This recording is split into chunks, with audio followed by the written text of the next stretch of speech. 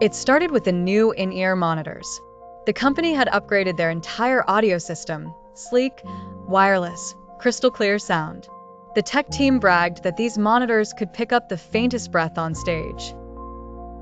Beomgyu was the first to notice the problem. During soundcheck, while Yeonjin was adjusting his mic levels, a whisper slid into his ear. It wasn't part of the song. It wasn't anyone on stage. "Can you hear me?" The voice was soft, almost apologetic.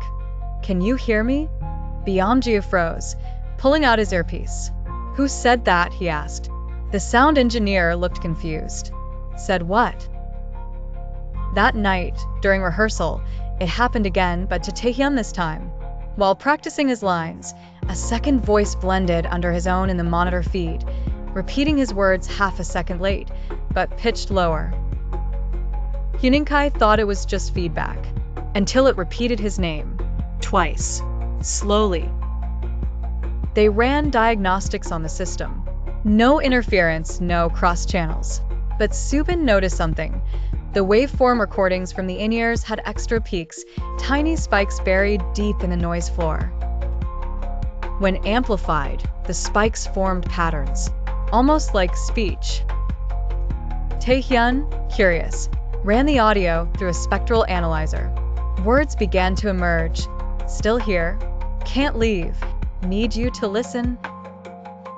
Hyuninkai laughed nervously. "Okay, creepy. But maybe it's picking up a nearby radio." But the nearest transmitter was miles away. During a full run-through of their set, the whispers grew louder, more insistent.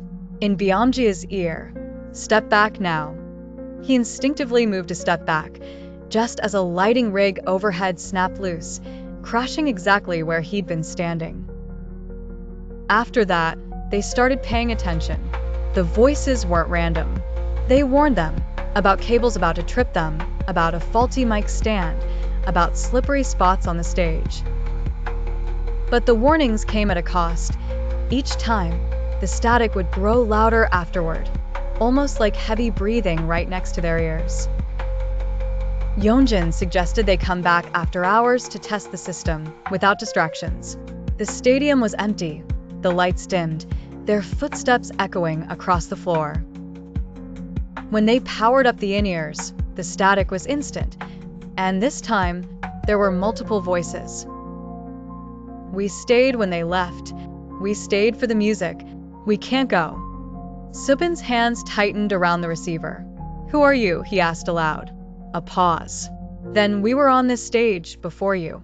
The lights went out, and no one came for us."